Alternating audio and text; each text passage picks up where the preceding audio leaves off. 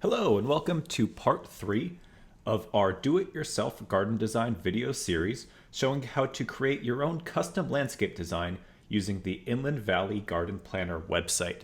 In this video, we're going to cover what to think about first when you're starting to think about a landscape renovation project. Before you get into detailed design, before you get into choosing plants, you're going to want to start by setting your goals for the project. So that's what we're going to start with. This is a scenario that I see often in my work at the Waterwise Community Center. People who either have a lawn that they're ready to abandon or sometimes have already done the work of removing it because they're just tired of watering a lawn that they don't use. They're tired of putting the regular maintenance into it or hiring someone who comes with a lawnmower and a gas leaf blower every week to maintain something and put in all those resources for something that they're possibly not using anyways. But after potentially making that leap to being ready for something else, a lot of people ask me, what do we do now? Where do we start? And so to really take a look at that, we're going to start with an assumption, which is that landscapes take up a lot of space in Southern California. Even though as we travel around, it might feel like in some of our communities there's too much pavement, maybe too much concrete and asphalt. If you look at most of the, especially suburban areas in Southern California, it's very different looking from an aerial photo like what you might see on Google Maps or Google Earth than if you are looking at an aerial photo of downtown Los Angeles or New York City. There's actually quite a bit of either green or brown areas representing areas that could be planted but are maybe dirt or unwatered. But there's still a decent amount of landscape area in most of our communities. And especially when we look at the suburban front yard, for a long time, really the only questions that were being asked was, does what's happening in the front yard fit in with the rest of the neighborhood? Or for maybe those people who were going to be a little bit more eclectic with the plants they would choose for the front yard, what does it look like? And what our front yards and our backyards look like is very important. Our yards should be beautiful. They should be nice things for the community and the neighbors to see. But the last series of droughts have really opened up an opportunity, I believe, for a new question, which is, what do our landscapes do for us? If there's something that we are putting either time or effort or definitely any water or other resources into, we should be able to get back from them something great, whatever that is, whatever that's going to meet for your goals. What do we want our landscapes to do for us? If we are removing turf or removing lawns, we should be upgrading, not just conserving water, but getting way more out of our landscape areas at home. And so this is a picture of my front yard landscape at my house in Pomona, California in the spring. And what my front yard does for us is a number of things. It's beautiful, it smells great, it features California native plants, and my partner Kira and I designed it to be a haven for local native songbirds, butterflies, and pollinators. So this is a picture I took sitting at my desk right in this window, and you can see visiting a black phoebe, which is an insect-catching bird, and you can see it landed on this perch that we set in the ground for it with its little snack. And so you can't see the pictures of the beautiful plants here. Some of these plants are going to continue to grow in, provide more of a backdrop over time, but the life shows up right away. So that's one of the things that we chose our landscape to do. What you choose might be different, but it really is a process of figuring out what you want your landscape to do for you, figuring out your goals for the project. And so this and the next video are really going to walk you through some of your options of setting your goals for your landscape, so then you can come up with a design that's going to meet your goals. So great, where do we start with all of this? Well, one of the big ideas from this video is that you don't start here. You don't start at a nursery, even if it happens to be a really good local nursery with knowledgeable staff. because by the time you're getting to the nursery, you're buying plants. But those plants may or may not match what actually your goals are going to be for the space. Even if you're getting great plants, what often happens when you hit the nursery first is you're getting one of this and two of that, and maybe something is on sale and you're grabbing that, or something has a beautiful flower in a 1-gallon pot, but you get it home and you realize it's actually going to be 12 feet wide when you finally read the label, and you don't really have a place for that. Or maybe you buy too many plants that want all full sun, but really you have more partial shade than full sun, and those plants are maybe never going to thrive. And so when people hit the nursery first, they often come home with a hodgepodge. Sometimes it's too many plants that get planted a little too close together, and things might go all right at the beginning, but especially like 3 years later, once the plants are growing in, they're needing their space, they're really requiring their exact requirements for sun and soil and all of that. Sometimes it starts to be a bunch of maintenance issues, even if the plants themselves are great, that don't really ever add up to a dynamic garden space that's really meeting the goals that maybe you would have been meeting if you sat down and thought through this logical process that this series of videos are going to guide you through. So we'll get to the plants and understanding the sun and the soil requirements and all of that later, definitely. But to start, we want to back way up and start with the question, what do you want your yard to do? What is your vision of a perfect garden or landscape for you? And so a lot of people also want to see some options. They're not sure yet. And so in this video and in the Inland Valley Garden Planner website, we present options. And so you can work through all of those and then start to create your list of goals or your vision of that perfect garden or landscape for you. So this is the list of goals from one of the more challenging residential clients that I worked with. And this is the list of goals for the backyard that had the turf removed in the first image in this video. The reason why the clients were challenging is because they were my parents and I was helping them through the turf removal rebate process. So I'd been doing landscape design for a while and had gotten used to people wanting to work with me for my skills and experience. And then all of a sudden I was helping out my parents, who are great, but it was kind of a different sort of relationship and territory. And my father's goals were actually very simple. His goals were whatever makes your mom happy. But my mom had a large list of goals once I really asked her what those are for a pretty small backyard. And so her goals were a comfortable place to sit and read, a place that feels relaxing. She had always wanted a water feature that's going to bring a little bit of that softening sound of water to all of the noise in the neighborhood as the landscapers are mowing and string trimming all the other lawns in the neighborhood. Something that would be relatively simple to maintain over time, something to hide the less than attractive cinder block wall that surrounded the whole backyard without spending a lot of money on like custom plaster work or anything like that, something that will attract birds, that will look nice, space to grow some vegetables in all of that, and fit all of that into the small backyard while making the small space feel bigger.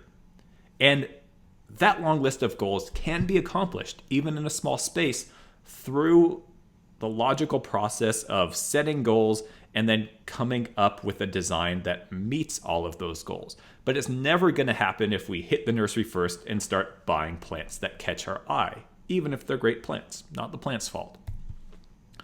And so in this example, we start with the lawn removed. And if you still have a lawn and are thinking about removing it, you definitely want to check out a whole other recorded workshop that we have, which is intensely focused on different techniques to properly remove your lawn the right way. It's something that you really want to put the effort into, whether you're doing it yourself or hiring a contractor, because this is your chance to truly remove the turf. The funny thing about lawns is that when you want them to stay nice and beautiful and green and even, they seem like they want to die, but once you want them to completely die, they want to keep coming back. And so you really want to make sure that you thoroughly remove the lawn, take your time with that step, because it's always going to be easier to do that than after you put your new plants in, and then all of a sudden might have grass coming back all tangled in the roots of your new plant. So we have a whole playlist of detailed workshop recordings about different topics at our YouTube page, which is at cbwcd.org/YouTube, which stands for Chino Basin Water Conservation District. And that's the name of our formal government agency, even though in our work with the public, we usually refer to ourselves as the WaterWise Community Center. So definitely check out the Removing Your Lawn the Right Way workshop if you are thinking about taking out your turf. So this is kind of the starting point, and I just want to run you through this quick example of the landscape that met this list of goals, and then we'll get back into more detailed information about setting your goals. And so this is April 2015. On our plant layout day, turf had already been thoroughly removed, and just working with simple tools to lay out the main kind of areas of the landscape, just drawing out lines of where we're going to leave a gap in the plants for our pathway, just using an old bag of flour and then using a stake and a piece of just strapping material to be able to make some of those concentric circles, and planting mostly small. So these small trees that we have are planted in 5-gallon plants, but for the most part, we are planting mostly 1-gallon plants and even a few 4-inch plants that were smaller. And so this is it right after it was planted, April 2015. The pile of rocks in the middle is where our water feature is going to be, which we had done sort of the rough-in work, but hadn't had time to set that up yet when this picture was taken.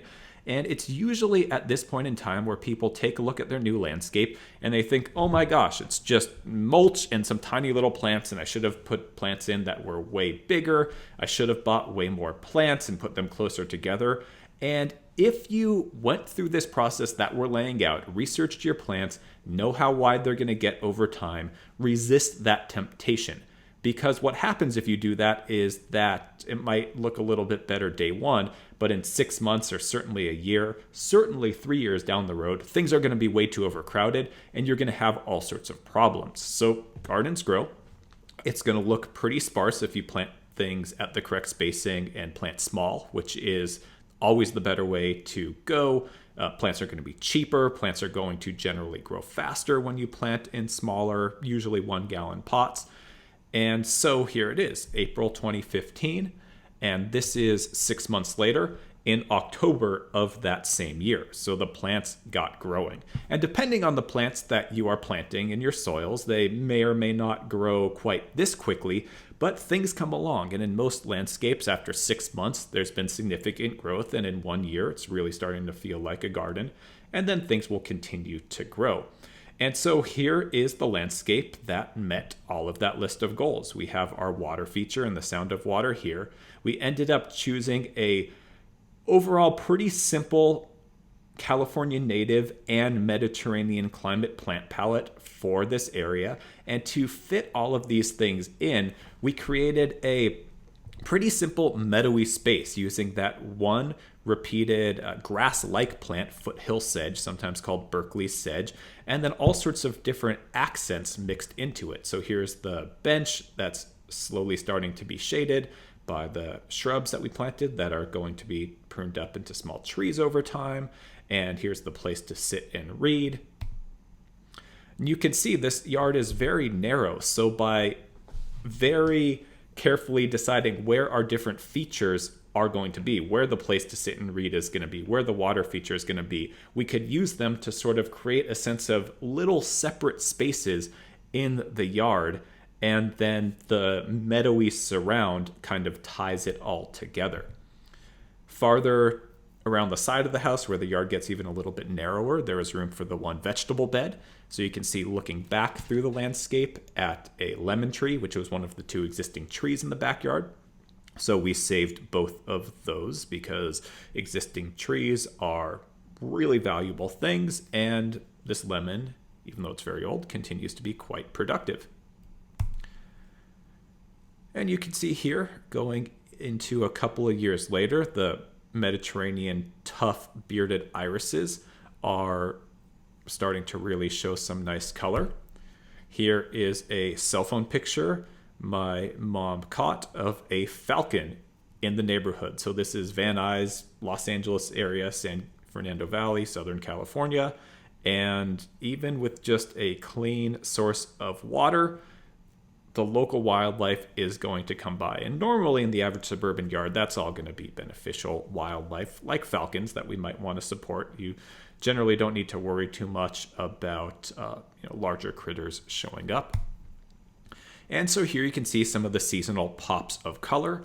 So in the spring, we have kangaroo paws from Australia, tough Mediterranean climate plant, and red hot poker from South Africa in the background here. And then there's a cascade of different colors throughout different times of the year.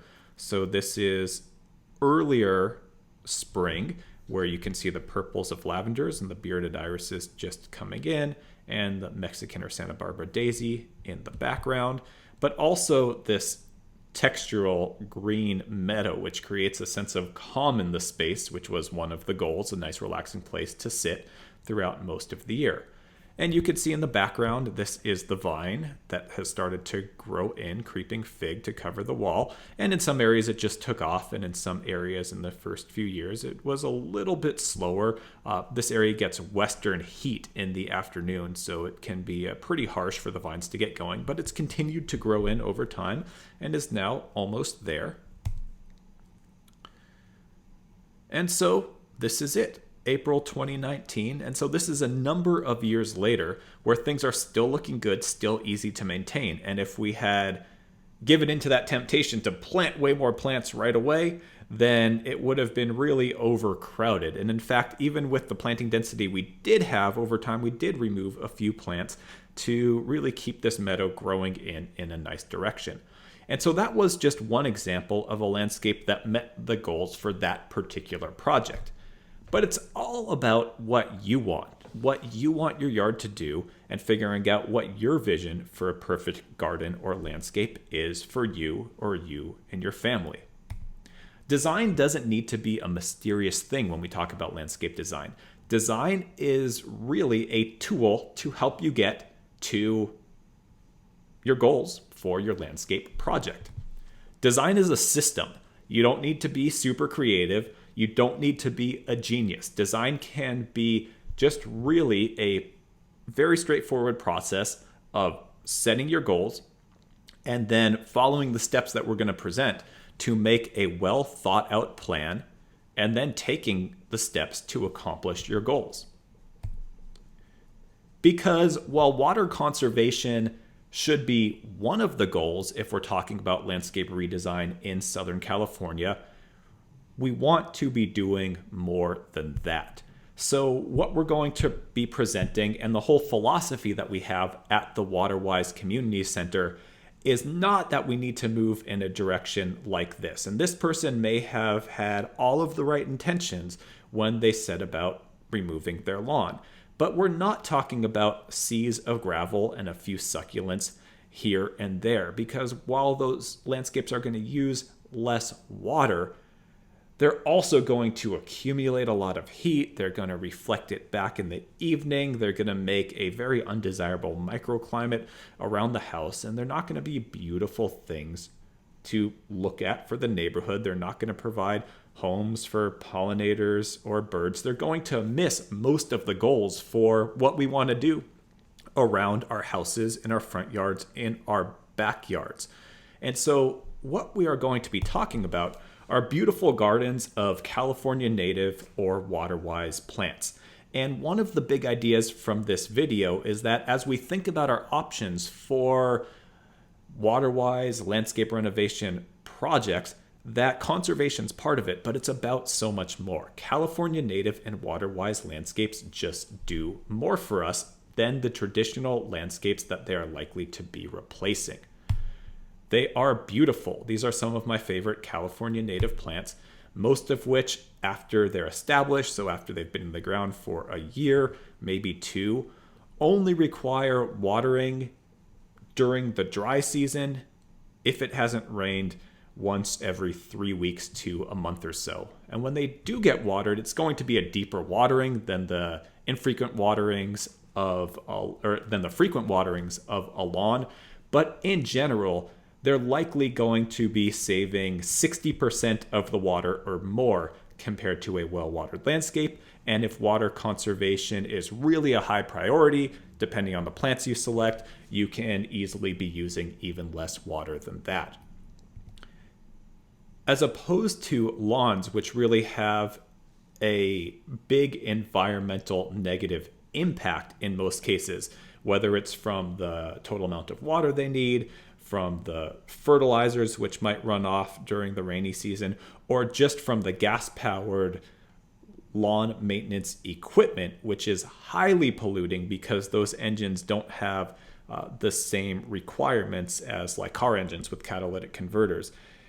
When we are working with water-wise, and especially when we're working with California native plant landscapes, we are also creating valuable habitat for the local small wildlife that is in need of habitat protection and in need of some habitat restoration in our communities. So the habitat can look a little bit more on the wild side if that appeals to you, like in this picture, or you can work with the native plants and have it still kind of have any aesthetic while providing many of those habitat functions by putting the right plants here.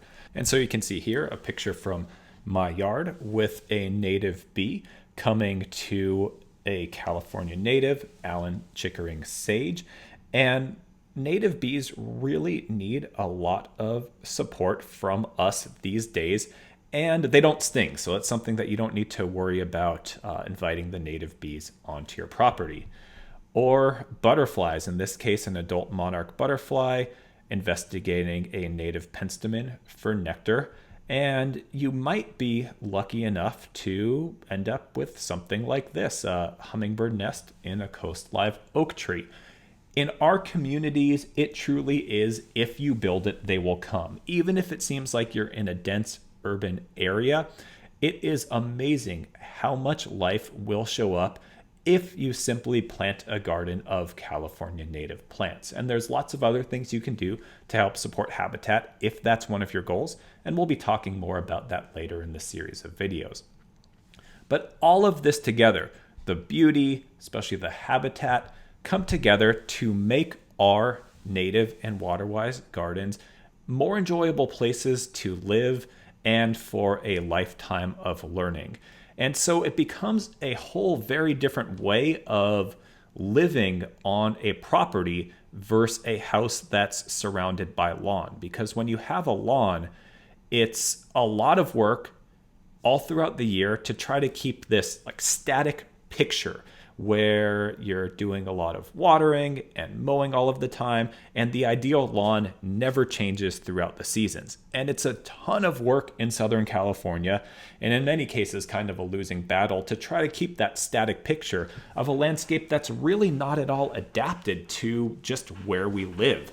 And so moving to embrace this other sort of landscape, you're also moving to kind of embrace the seasons where especially a California native landscape, you can have a series of plants that will bloom pretty much all throughout the year, have color year round, and that will attract butterflies and hummingbirds all throughout different times of the year. And then with that seasonal change and with that habitat, there's always something coming in, there's always something going out. And when the birds start to show up more and more, if you're interested in putting in the plants that the songbirds really like, you'll also start to key into other things. There'll be certain kind of year-round residents in your yard and neighborhood, and then there will be other birds that will come seasonally. So for example, where I live in Southern California, white-crowned sparrows will spend the winter down in our yard and then go up into the San Gabriel Mountains in the summer. And so between the plants and the birds, really every season in our yard is different and very interesting. And it's just such a more interesting way to live in a house and have that garden surrounding us than if we were trying to maintain just kind of even boring turf all the way around. And so whether that learning experience is for you, something that you want your kids to be exposed to, something for your grandkids to be exposed to when they visit. It really does make our yards much more enjoyable places. I really like this quote from former First Lady, Lady Bird Johnson. She was one of the first kind of on a national stage people being outspoken about promoting gardening with plants native to the area where the garden is. And she said that native plants give us a sense of where we are in this great land of ours. I want Texas to look like Texas and Vermont to look like Vermont. I'm a little bit more cynical than Lady Bird Johnson, but here's my take on it. It costs so much to live in California. And if I am lucky enough, whether I own a place or I'm renting, to have a piece of land that I can decide what's going to happen there, why would I want my yard to look like a parched imitation of an East Coast landscape style? I would much rather wake up to the natural beauty of California every day and enjoy that beauty every evening. And I am able to do that through creating California native landscapes in my front and backyard. And it doesn't need to be all or nothing. I also have vegetable beds, I have fruit trees, because those are some of my goals to produce my own food. But large on my goal is really living what I've come to think of as this truly California lifestyle and embracing California gardening.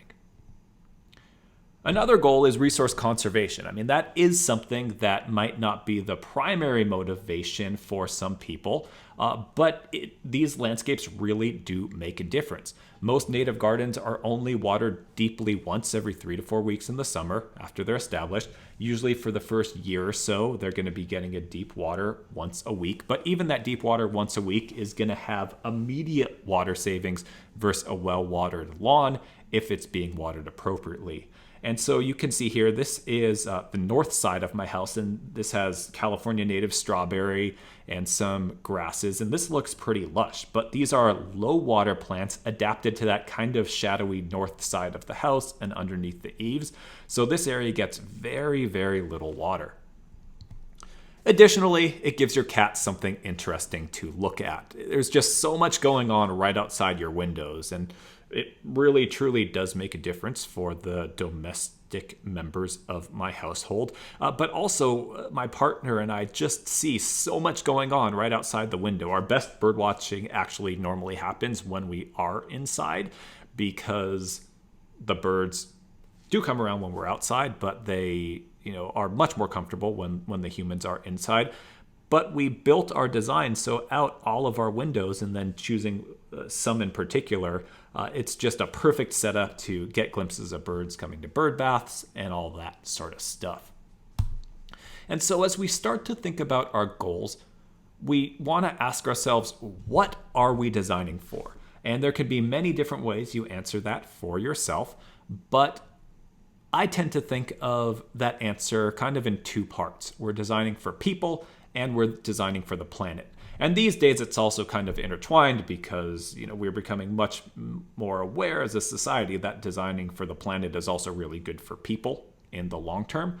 But to keep things kind of simple enough and straightforward for as we think about our landscape designs for our front yards and our backyards, I like to think people and planet. So thinking about people, it really helps to think who exactly.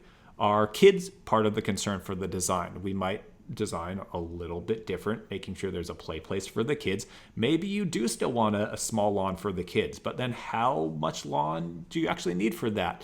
Maybe your pathways are going to be a little bit wider so plants don't get trampled. Or where the kids like to run, maybe you're going to make sure that you're putting in plants that can take a little bit of foot traffic if feet fall outside the path.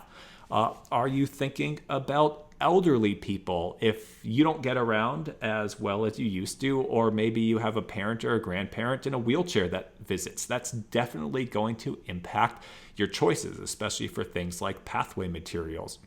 Are you thinking about dog or cat people? There are going to be considerations for that as well. And then in terms of your goals related to people, we want to make sure as we think about the details of our landscape later on that our spaces are going to be comfortable, functional, beautiful, maintainable, safe for whoever the people are that you're considering, durable, affordable, strive for a sustainable use of resources. And if you're interested in it, if one of your people goals is edible plants, sure, it doesn't need to be all or nothing with the water-wise portion of your landscape. So if you want to put in some vegetable beds and fruit trees and water them efficiently, even though they're higher water plants, some things are worth using water for. And we're going to talk about each of those things in much more detail in the videos to come as we sort of kind of spiral around back through, introducing ideas now, and then getting more and more into details as we prepare you to prepare your design. And so for the planet, our goals should minimally be low demand for irrigation water in areas where we're not growing edible crops. I think that's just for the most part where we should default to these days. And so that's not to say, like, if you love roses and having a corner for some heirloom roses that you really like is one of your motivations and your goals, then go for it. But in general, let's default to low water demand plants because there's so many great ones we can grow. And then if we have specific reasons to grow some other stuff, then let's do that in those areas. Our gardens can also provide year-round habitat for birds, beneficial insects, and lizards with plants and other features. Very easy to do and mix in, even in multiple different kind of garden styles. And so if you are interested in really learning the nitty-gritty details about how to do that for Southern California gardens, we have a whole specific workshop about that, 3 hours of content, which seems like a lot, but really is going to help you out a lot if that's one of your goals. And so at our YouTube playlist, you can check out our Gardening for Birds, Butterflies, Pollinators, and More workshop. Also, these days, if we are thinking about landscape renovation projects, we should plan our landscapes to do something to hold and infiltrate rainwater. And so we're going to show some pictures of different approaches to doing that. But if you are going to be designing it and actually building that, I also recommend that you take a look at our topic-specific, much more detailed rainwater harvesting for home gardens workshop, also on our YouTube channel. And that holding and infiltrating rainwater, remember, is also one of the requirements if you are participating in the turf replacement rebate programs.